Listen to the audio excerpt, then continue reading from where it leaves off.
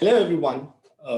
I welcome you all on behalf of NASCOM and thanks a lot for waiting. I would like to extend a very, very warm welcome once again to all of you for the second session of the NTLF 2021 Deep Dive series. My name is Amar and I will be your MC for this deep dive session. Before we move ahead with the session, a quick announcement.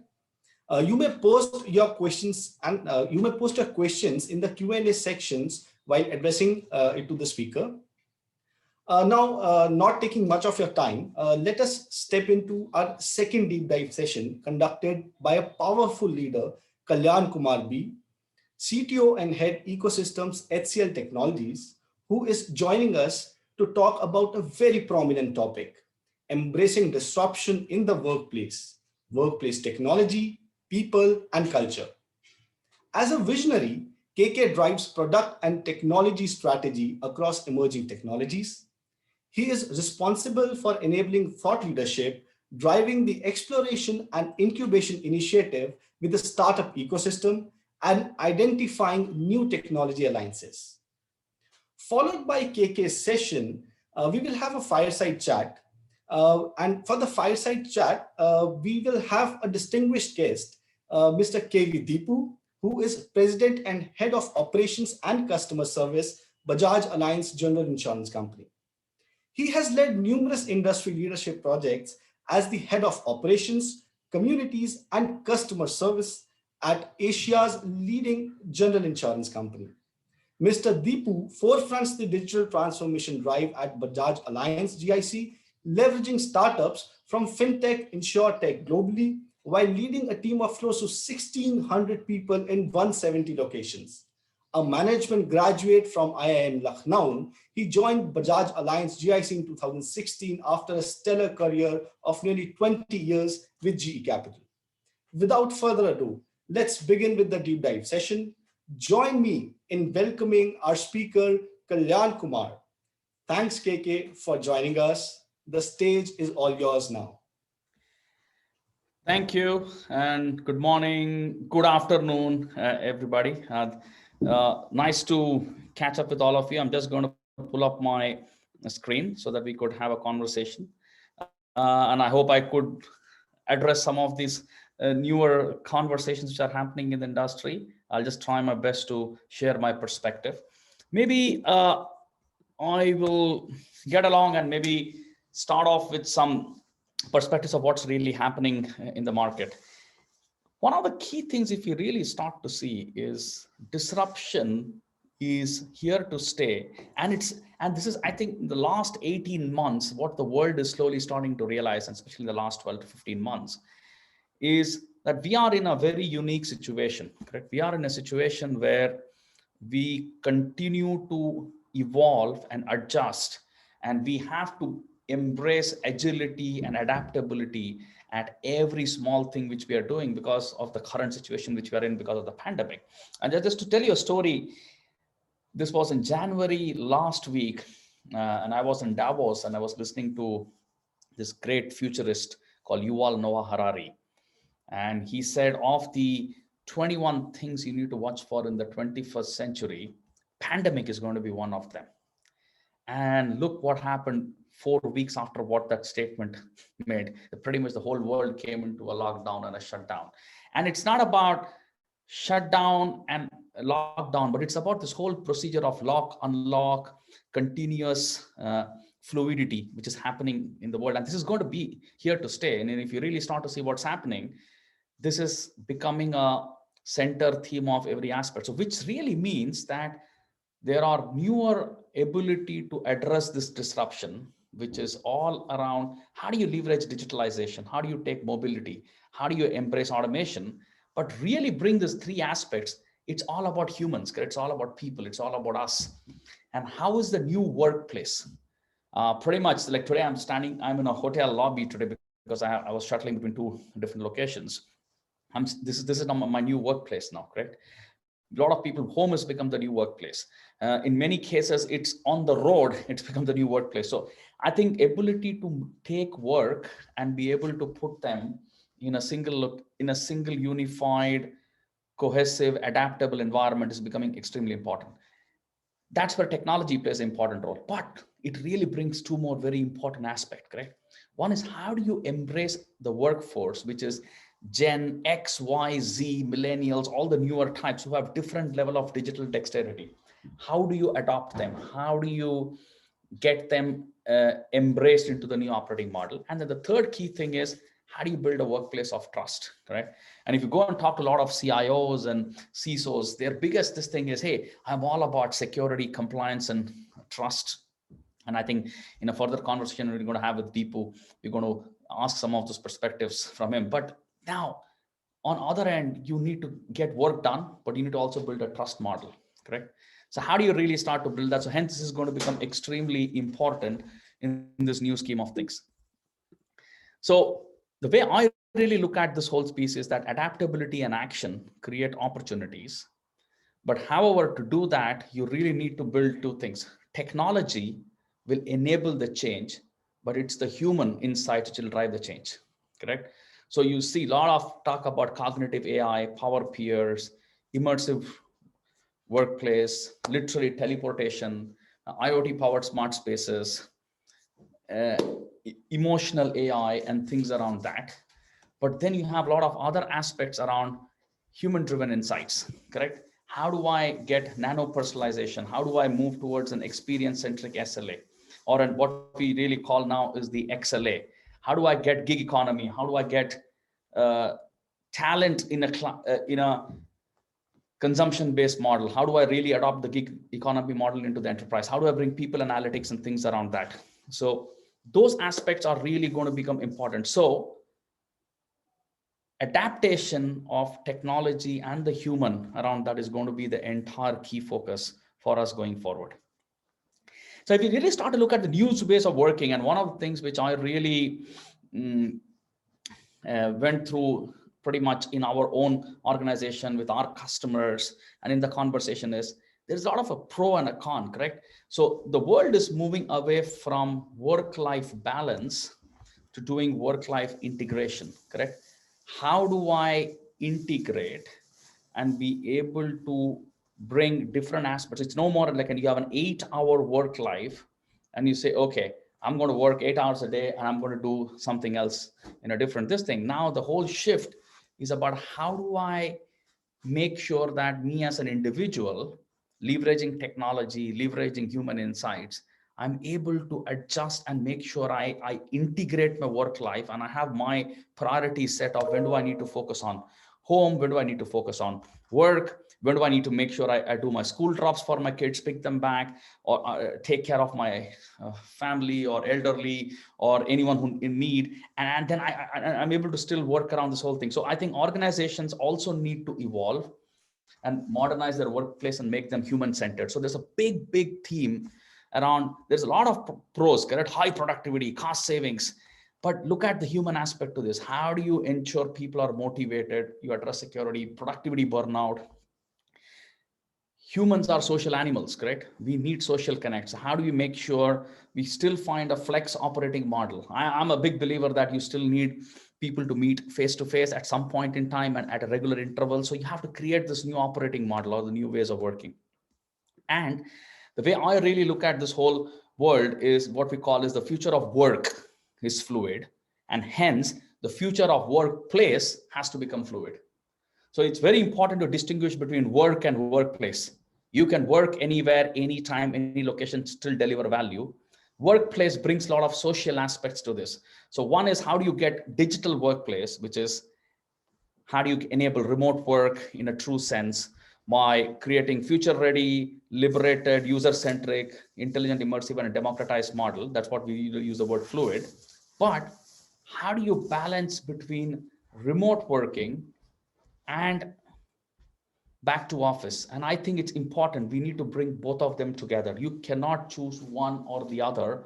It needs to be brought up on both ends. So I think that's the key aspects. How do you get personalization, balance between both of them and do what is right?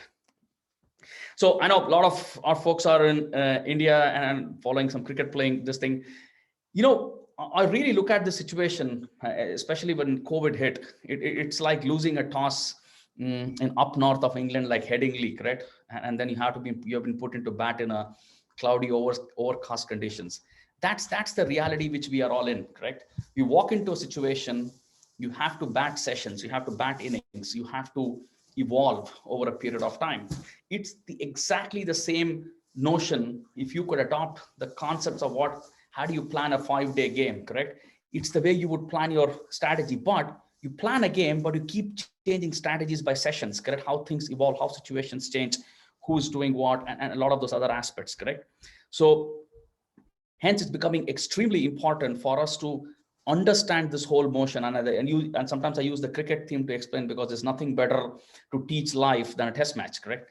And all of us know that you always learn something. And off late, in the last 12 months, we've been seeing some of very interesting sports, and sports has changed a lot of way people engage emotionally and connect and socialize. But I think things around leveraging that aspect and be able to embed back, it's really about the way I look at this whole opportunities in the new world. You really break them into 3 buckets, correct? What can you do with technology? How can technology, which is the easier thing, right? I think tech is very easy, relatively easy. It's how do you apply tech to business? And from there, how do you really make this whole piece build around and create a mechanism and a model which allows us to do more sustainability, correct? And things around how do I do fluid workplace? How do I cloudify the workloads? How do I build security models? How do I modernize applications? But the real value comes in is when you start to do significant business rewiring, correct? Supply chain reimagination. How do I look at content notification, correct? How do I IoTize assets? And that's where the business value starts to really come in. And the third bucket is how do finally I do this all with sustainability weaved into the core, integrate work life, being healthy across the workplace, customers, employee partners. And the last and the most important thing, I think, empathy and being human. It's extremely important. So when you look at what tech can do, what tech can enable, and how do you really do business, you really start to leverage things around how do I leverage the power of cloud and AI? And that's what today all of us are having conversations, because we're able to adopt and embrace cloud technology at scale. How do I really start to build AI capability and natively infuse AI and make sure I drive better human machine partnerships, correct? The third thing is, which is really about how do I leverage the power of the ecosystems? It's not about what I can do all on my own, but how do I really create an ecosystem? Could be alliance partner, could be startups, could be industry forums, but really build an ecosystem where we could collectively build more collective wisdom and take more decision. And then finally enable this through a better experience economy or experience channel. But the last and the most 2 important things, how do you create a talent pipeline and a continuous culture of learn, unlearn, and relearn? Because it's going to be extremely important for us that in a continuous evolution, continuous learning, unlearning, and relearning is going to be the most important mantra, because the rate of change will continue to be significantly high. So we need to continue to evolve around the rate of change. So the way I look at the way CIOs and workplace leaders need to start to look at these things is if we can focus on 4 key things, correct? One is how do you re-engineer employee journeys, correct? Reimagine the employee-centric value chains. So we've talked a lot about B2C digital, B2B digital. How do you do B2E digital, business to employee digital? How do you really digital enable the workplace? How do you create a continuous culture of measure and improve and continue to enable that? Very important, embed security everywhere. Zero trust architectures are going to be the future. Is you cannot build security models assuming everyone is going to be in one place. And that's how historically security architectures have been evolved, with a little bit of teleworking, remote working. But embed security natively. You create a model where you trust individuals, but your network infrastructure, your technology architecture is built on a zero trust model. So trust the human, not the infrastructure and the surroundings, and then you start to create a layered defense and depth model. And the last and the most important thing is cultural alignment. Create a digital dexterity plan, cater to need of multiple demographics and multiple countries, geography, locations, regions. You have to adapt and adopt in this whole scheme of things. So that's what I had to really share. But I would really, at this point, want to go and invite Deepu to come over and maybe give his perspective, and let's have a conversation. And I have some interesting questions for Deepu, so we could really have a conversation. Over to Deepu. Hey Deepu, how are you? Yeah, hi KK. Fine, thank you. How are you doing? Good.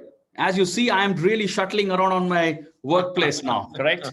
I had to really this thing, and real world situation, correct? I have a kid who is switching schools between two locations, and what I'm trying to do is still trying to get the work done, still get the school juggled, and then still not got my new place sorted, so still shuttling out of a hotel. So this is the new work model. So hey, thanks Deepu to be for joining us. I really have a few conversations I want to hear from you, and Sure. I think you've been implementing a lot of these things. Maybe the first one, let me bring it up. So disruption is here to stay, correct? Right. And all analysts are predicting all those things are continuously going to happen. Modern living is going to change. How are you adapting at your organization in these new ways of working, and how are you positioning yourself to adapt to this change? I want to get your perspective, Deepu, and share to the entire community. No, thanks, KK. I think that's a very topical and contemporaneous, question. Firstly, from the point of view of disruption being here to stay, since we are the insurance industry, these so-called black swan events, as we call them, they are no longer as infrequent as before. Now, the challenge for firms is, as we saw during the time of COVID-19, is you have to be prepared because your customers, partners, and employees want you to continue to offer uninterrupted service. Yep. But the irony is you have to be prepared for an event which you're not prepared for. So tomorrow you could have, some other variant of, COVID-19 hitting you, but you need to be in a position to continue to offer uninterrupted service. So I think that is, clearly the biggest change, we are seeing, from the perspective of, disruption being here to stay. Secondly, to the point that you made about, how are we evolving ourselves, right? So just to bring in, one dimension, because there are multiple dimensions. If you look at our own employee engagement programs today, they're no longer only about employees, because a large section of our people are continuing to work from home. Therefore, employee engagement itself has moved from employee engagement to family engagement. So, for example, we've had, digital, singing, digital dancing, digital, cooking competitions, and families are involved. And, it's just led to a huge upsurge, in employee and family satisfaction. So just to bring in one dimension, because earlier it would be only employees in the office. Yep. Thirdly, from the perspective of our, partners and customers, we were anyway prepared, because we had invested in digital tools right up front.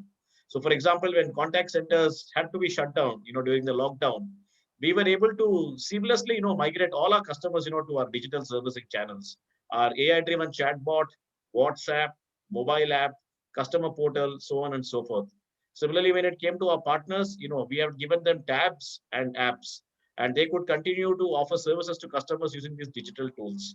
Even when it came to training them, we had converted our SOPs into video SOPs. So we sent them those video SOPs, 2-minute videos over WhatsApp. They would download it, go through the video, and carry out activities at their end. So I think a digital way of working, being prepared, yet expecting, something which you cannot forecast today. And I think managing employees in an entirely new manner, as moving from employee engagement to family engagement. I think these are some dimensions, which helped us not just survive, but actually thrive through the entire crisis last year. Great. Thanks, Deepu. I think I have a following to what. So you gave some of the org changes which you did, or some operating model changes you did to help adopt and build this whole thing. Did you any best practices which you think which you should share, which something which you guys did unique, which you could share and across to the community, or did you pick something from someone else which you could have used, maybe?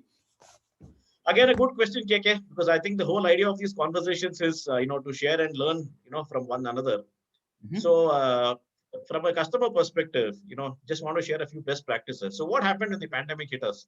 I think most firms were focused on what I call the copy-paste approach. If you're not able to work from the office, how do you work from home? So, give people laptops, and ensure that they have access to, software from home.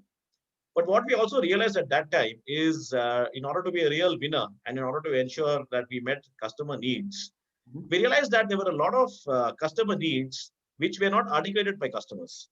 And let me explain them to you with real examples.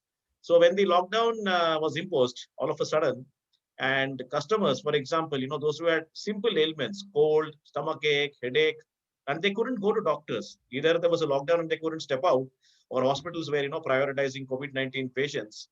We realized, that we needed to find a way to help them. So what we did, we came out with the doctor on chat option on our mobile app. All customers had to do was to log into the mobile app, get a digital consultation, and then go and buy medicines because medical shops were always open. And they just loved it, because it was a very simple but a very effective way of, reaching out to their needs. And these are needs we met, which go beyond our core offering. Yep. Similarly, when people were initially very worried about the pandemic, and they were wondering how to get themselves tested, again, they couldn't step out. So we gave them, an AI-driven bot, so sitting in the comfort of their home in about 10 languages, they could use this bot to get themselves assessed. And that gave them, a great deal of, comfort and security. Thirdly, when contact tracing as a need, and contact tracing as a need did not exist, prior to the onset of COVID-19. We quickly came out of the feature on a mobile app, called Social Trackback, appropriately called Social Trackback, whereby they could, log in their contacts so that if they met anyone, then they could ascertain, that they actually met this person, so that they could either take precautions in case somebody in their social circles got affected, or they could inform people in case they were affected. So I think the fact that we went out and actually met customers' unstated needs, I think gave us a lot of goodwill, from our customers. So when we got an independent NPS study done subsequently, we found that we enjoyed the highest scores in the industry and by a significant, margin over our competitors. So these are, clear best practices, which a lot of people, have picked up from us. No, I think this is great. And some of these models I've seen, like especially here in the UK, when we saw with NHS completely shifting towards virtual GP, because obviously here the health is completely run by the government, which in a way it's a boon. I'm a big believer that government can run good healthcare, and they should. It will help. And then there is still a lot of private, but they are around this thing. You still have insurance. But yeah, the real value of using digital and to be able to create, and I think there's a lot of opportunity, correct? If you could use Health Kit with an Apple Watch, you could collect more data. I've seen insurance companies doing some interesting stuff like Vitality here, are collecting a lot of data, helping you to choose a lot of data points and options, which you could really build around that. So that's good. So hey, Deepu, I have a follow-up. So I think let's stick to the insurance industry, correct? Done. Yeah.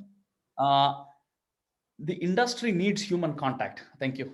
And that, how did you manage this physical shift? So one is you managed to automate claims processing, did a lot of this thing, but how much of physical to digital transformation? There is a statement that COVID became the new digital transformation officer, correct? The COVID is the new CDO because it really forced companies to do things. How much of this was pre versus post in your industry? You saw this change. It's a very, very, valid and a very good question, KK. So the way I see it, you see, when COVID-19 hit us, at that time, the accent was on digitizing the physical.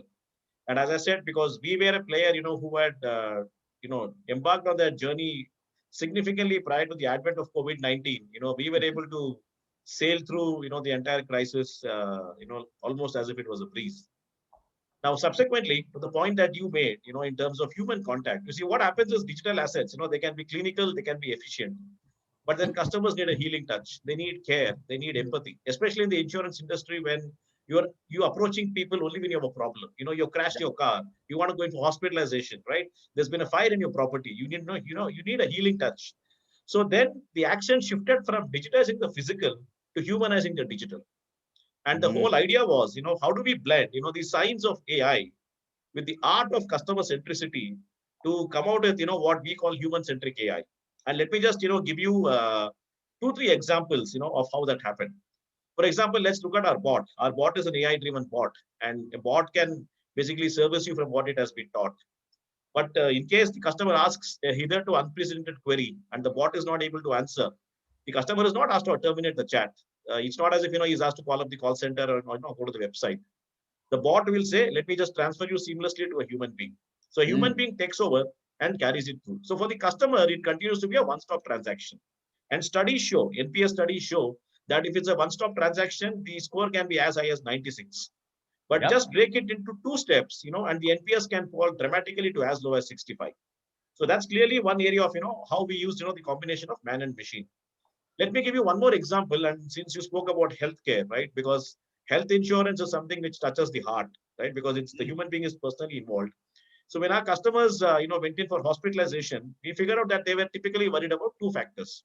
One is, of course, recovery. That is the whole purpose of going for hospitalization. The other is a lot of people are really petrified of navigating this complex administrative machinery in hospitals. Go Yep. to multiple departments, collect reports from many people, collate them, billing, reimbursement, so on and so forth.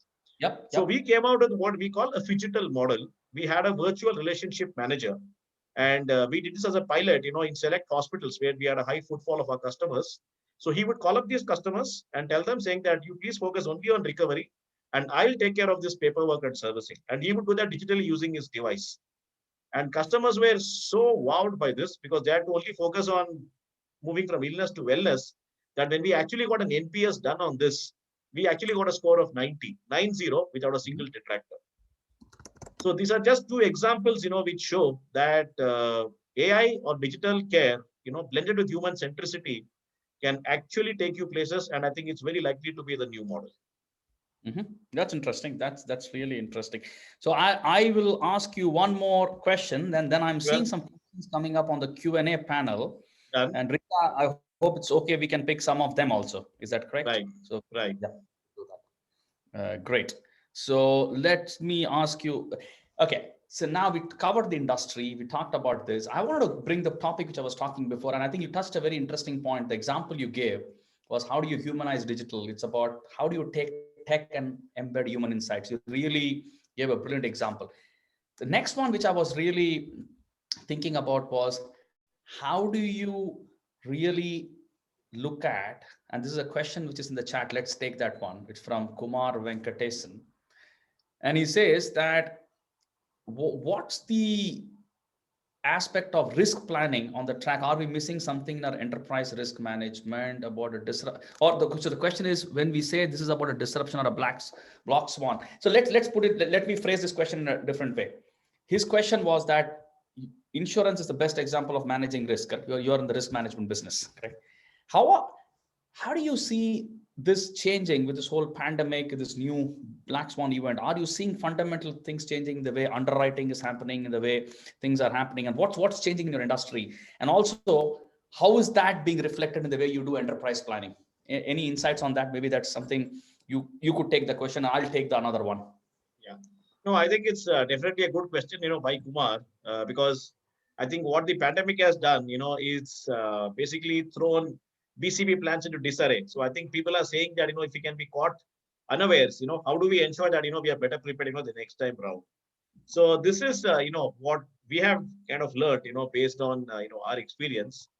One is increasingly, the events which hit you, are likely to be in forms which you cannot predict, right? Like we saw COVID-19, there could be, something else, around the corner. On the one hand, it's scary, but on the other hand, it could be exciting because, you just don't know, in which way, the world is going to go.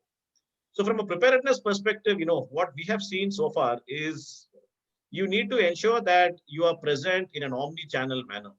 You are present everywhere. So for example, if you look at our own customer service, what helped us is the fact that we were actually there where customers were. In the Indian context, a lot of people prefer WhatsApp. So we had actually enabled our services on WhatsApp. Uh, Contact centers, of course, continued, in a skeleton manner, but we had email, we had chats, we had customer portal, we had mobile apps. So one is if you are spread across multiple assets, you are able to obviously, spread your risk, because if one goes down, the others, come into action. And the key here is sometimes, people are present in a niche manner, right? You might say that, I have this really niche service available on this asset. That is a mistake. The mistake is to ensure that your top services are available across channels. So for example, what we had done was figure out, the key drivers of traffic into a call center. And then we had built frictionless, seamless digital journeys for these top categories across assets. So that's, one thing, which we have clearly seen. The other is, how agile can you be, right? And that's where, the whole aspect of, moving to the cloud, the whole idea of, using end-to-end, digitization, that really, helps you be as agile as possible, because doctor on chat, the COVID-19 self-assessment bot, contact tracing, which we call, social trackback. We could deploy all of these in an extremely agile manner, simply because, we had built that infrastructure over years in terms of, going to the cloud and of course, ensuring that we had, very nimble architecture. The third thing, going forward, and again, I'm talking about the Indian context is, and again, is a mistake which a lot of people make is English tends to be the only language, in which we offer digital services. What we need to ensure, is we are multilingual. And I have a case in point here. For farmers, who take crop insurance, we launched a mobile app Mhm. only in Indian languages. And initially, we gave them access to our services. Then we said, let's make it a one-stop shop. So we gave them access to the government portal. And then Mhm. because information asymmetry is very typical of rural markets, we gave them crop advisories, information on the weather, pricing, so on and so forth. And when COVID-19 hit, this became a boon for them. Sitting in their home, in the comfort of using their own language, they could use this app to interact with us, the government, and the entire ecosystem. Our downloads went up. The rating at one point of time was 4.6 on the Play Store, and this was unanimously approved for EFMI Accenture's Innovation and Insurance Award in June last year. Oh, great, Deepu. This is great example. Great, great. I think I always say, correct. I think to answer what Kumar said, just one more point. Uh, this is like, and I always I always go outside our industry to go and take learning. And one of the industries I really go to is this whole aspect of OTT, sports, media, entertainment. Look at how those industries have evolved in the pandemic, correct? There are certain industries in the world which is all about people gathering, correct? Look at that, any industry where you needed communal community people gathering got hit and literally got devastated. But look at how those industries are evolving, correct? Each one of them, the way drama companies are going virtual, circus shows are getting evolved. So people are thinking through all different aspects, correct? This is going to be a new normal for us. And I'm hoping back to see a lot of people coming back. It's a great example to see such large crowds in a test match in Chennai, correct? Or in Ahmedabad. But now see, we had two games and we were all happy. And then what happened? People have to play behind closed doors. Correct. Again, that's what we need to adjust to the new normal. Now, I had a question from Rohit Saigal. Tell us about some collaborative tools in the market which have emotional engagement. I think I talked about this in the early stage, is that when you look at Fluid, the most important thing is there is a difference between workplace, work, and the worker or the individual, correct? The human. I think we've solved a big chunk of what we call the workplace digitalization by using technology, like using Zoom today or Teams or Google Meet or Cisco WebEx. We've got different technologies. We've got plethora of virtual desktop access, everything on the cloud, SaaS. When you start to look at coming back to work, you have a lot of sensor and other technologies which you can do, social distancing, other things. Emotional engagement, the way I really look at this is what makes you happy. And I think I go back to this a very old Japanese concept called the Ikigai, correct? It's a brilliant self-discovery model where you really build an Ikigai for you as an individual and then start to say, what do I like? What am I good at? What can I be paid for? What the world needs, correct? And then you start to really this thing. So there is as part of this thing, I do work a lot with startups as part of my ecosystem charter. And there are a lot of smaller startups you've been working with, and a couple of them. So there is one company called Kaleido, which we have a investment in. It's a platform which started off in the consumer world for as a gig economy platform to finding talent. Now they have pivoted themselves into creating a talent pipeline platform, so which is like Uberization of work, which means if you deploy the platform, you can be on any other channel, but you really can publish your skills, and it's all dynamically using a lot of AI to do skills matching, and then it can help you match talent based on demand. And you can create this on a private network within the enterprise or within the public. Brilliant. Take a look at these guys called Kaleido.me. It's a startup started by a bunch of ex McKinsey guys. Really sharp, cool. This thing. Second one is we're seeing this workplace adoption, or there's a startup called Happio. I've seen them. They are pretty good at some of this workplace adoption. The third one is a very interesting one called WalkMe. So they really do digital adoption, and they really help you adopt some of this tooling, collaborative tools in a more this thing. So, but the key is this is where I think the CIO, the CDO, the CHRO, the CT, they all have to converge, because measuring emotional engagement is not an HR problem. See, I think we always sometimes pass all the bucks to HR, correct? So I think we have to really look at adopting tools, but it's about the cultural fabric. How does the company react and treat, and how do you, so do you treat employees as core assets? Like within HCL, we do that, correct? We have a public statement. We say employee first, customer second. And it's part of our core values, because we believe if we keep our employees first, they'll keep the customers first. So hence, from our perspective, keeping human capital, or you could see them as assets, or this thing, that it's just about how do you relook at this whole perspective. So hence, I think this is a good question, Rohit. I think there's a lot of smaller startups doing this work, but the culture fabric is extremely important. Okay. Then we have, so I'm just looking at the Q&A box to see if there's something interesting, or else we could have one more question. I wanted to get your view on, Deepu.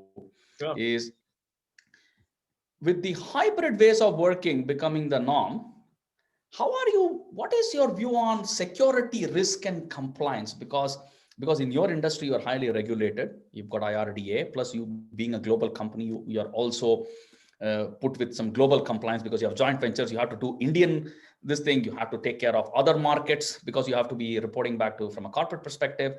And then there is this whole big around data privacy. Now India is implementing different laws.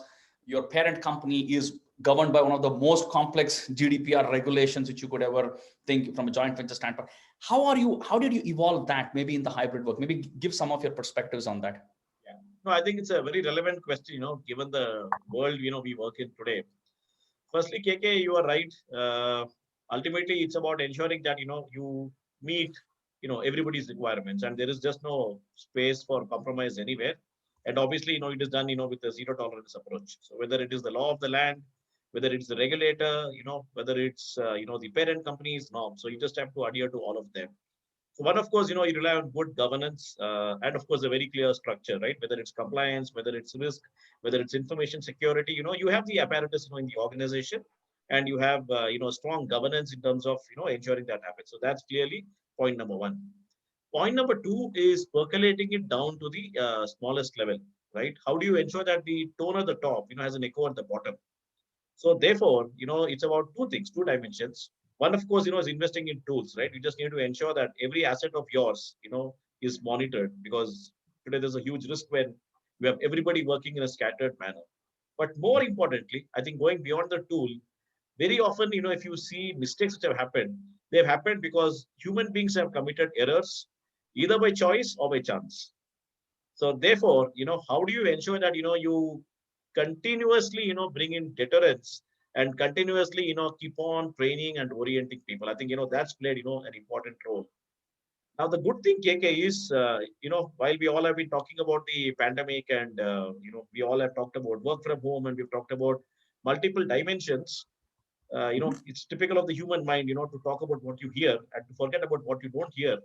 But if you see, and I would say it's actually on a very pleasant note, if you see globally in the last 1 year, it's not as if, firms or, media are reporting a rise in incidents, because people are working from home. It's not as if, it's become such a big issue that, everybody is saying that, there's been a huge rise in incidents. And I think that's something globally everybody has managed very well. It's not as if in the last 1 year, we've seen a huge spurt or, a surge in these incidents, globally. I think, in fact, vigilance has gone up, dramatically.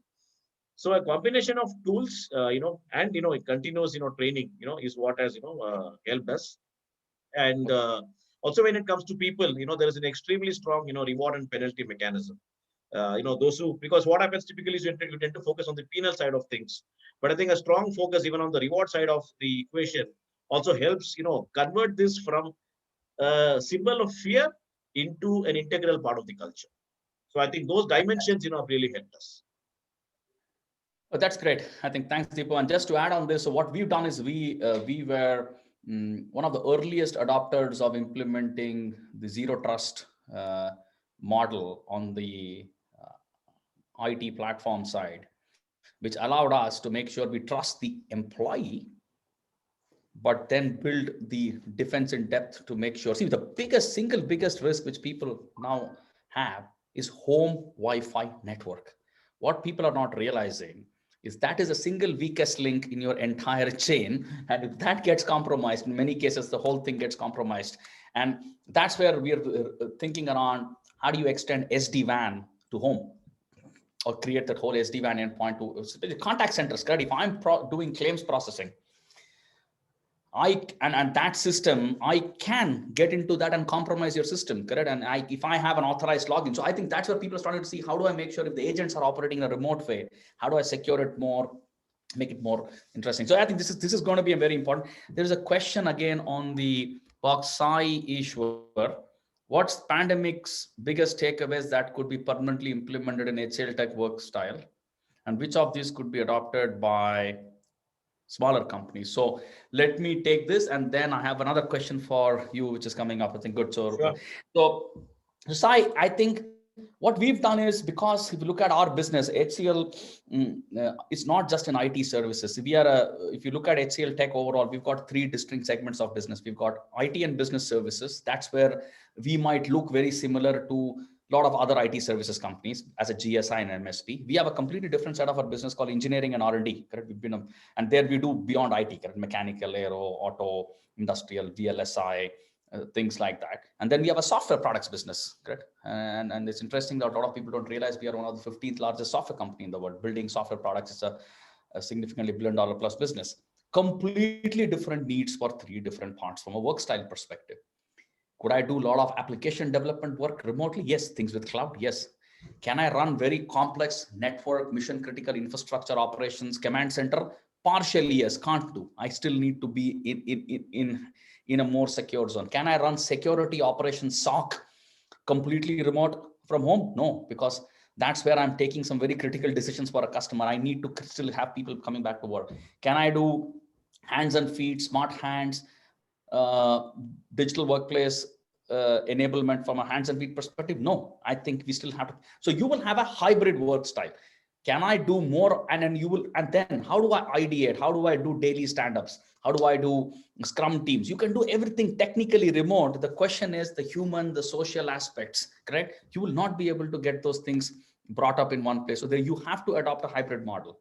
So what we're trying to do is, obviously, and second thing, when you come back to work, because of social distancing and new norms, the number of seats you had, capacity is dropped, correct? If you have a 100-seater, technically you'll only get maybe, I think, a 55-60-seater based on all this, depending upon what type of building design you are in, correct? So which means that you cannot bring all the people back anyway. So I think you need to re-architect your workspaces. You have to think about meetup points, huddle points, rather than people sitting and doing task work, which they can still do from any location. So you have to think of a hybrid model. HR, administration, lines of business have all to collaborate to create a mechanism around that. And it doesn't matter if you're a smaller company, it's easier to adopt, by the way, than if you're a bigger one. Bigger one, you have to plan more this thing. So that's the way I really look at this. The question we had is for Deepu, you could pick this question, is how do you handle new recruits? I have some answers on this, but I thought you should give a quick view on this. And then I'll give an answer from how we are onboarding new employees. Yep. I think, Rohit, it's a very good question, because I think, the new recruits, were the folks, who kind of lost out, on the classic way of, getting onboarded. You're meeting people, having those coffee chats, water cooler conversations, so on and so forth. I think there have been two responses to this. I think what firms did right now in the last 1 year, because nobody knew, how it was going to pan out, over the horizon, was to basically say that, please join us digitally, because a lot of firms got into hiring, interviewing, sending out the offer letter, and even onboarding digitally. I met a lot of people, who said, I've joined this firm, but I haven't been to the office, and I've just, logged in, from my home, and I continue to work. And obviously, people are missing out on the cultural aspect. And I think what the response from the firms was that, obviously, when the pandemic comes to an end or the lockdown comes to an end, they will obviously be a get together, and we'll, call you to office, and, you can meet people. But obviously, it's not like earlier where you would have gone and met people every day and, and build relationships. So I think that has been the short-term response. Now, the long-term response is, I think it's still work in progress, right? Because one thing which we need to understand is that the moment you say work from home, it can actually become work from anywhere. So tomorrow you could hire talent from any part of the country or any part of the world. And if that becomes, the norm, right? At a firm in any part of the world, hiring talent in any part of the world, then from day one, everybody is sure that it's going to be digital. So tomorrow the situation will evolve from today's situation where, let's say, if people have been working together for 9 years, they were meeting physically. And the last 1 year they went digitally. So only the new recruits lost out. But if tomorrow, these companies could be born digital because everybody joins, knowing that I'll never go to the office because I'm sitting somewhere. And then, even the forms of, employment may change. You may not be a full-time employee. You may be a contractual employee because, the nature of work is such. So I think that model is still evolving. And the way I see it, the challenge will be to keep people physically and socially distanced, but keep them digitally and emotionally connected. Mhm. Good. Thanks, Deepu. I'll take a couple of the next one. There's one for you in insurance. Let me answer the two more before I come back to you. I'm suddenly seeing tons of questions coming up, which is good. I think it's a late start. Looks like they've been blocking all their balls before they started to throw some questions over to us. So I think this is good. So I think you answered the employee onboarding. HCL pretty similar. We've got a digital onboarding, but we have a lot of extra effort to onboard, even with the virtual onboarding. So we're seeing more effort being put to onboard and adopt new employees. The question around how do you, let me pick this. Okay. HR policies changed. Yes, I think Mallikarjun, there is a lot of things. I think if you need to understand, you should build a connect with the HR peers there. Yeah, we're doing a lot of things to adopt from work from home policies and many other things. Those things are all getting modified. We did hear about the question from Pankaj. Family engagement, extremely, yes, goes back to, I'll give you an example of what we did in this. So during the first phase of lockdown, pretty much we started to run two things. One is we started to run this program called Well-Being, which is a 20-minute Pilates mobility on Zoom, right? And this suddenly became a big hit because people are sitting on the desk slouched, typing, correct? And then they were already having postural issues. On top of that, we started to see kids at home, spouses working from home, and a lot of those challenges. We said, how do you keep them engaged? So we did a few things. One is to work on well-being is one.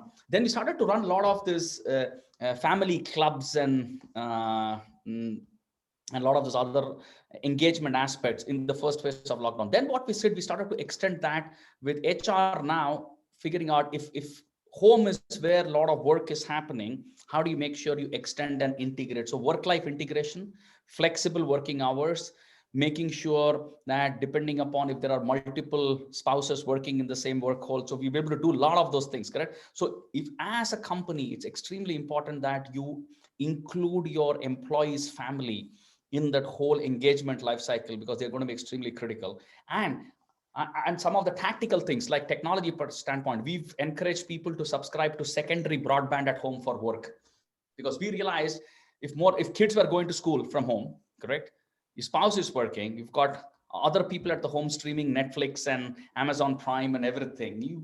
And none of these telecommunications networks were engineered for residential broadband to be active in the daytime.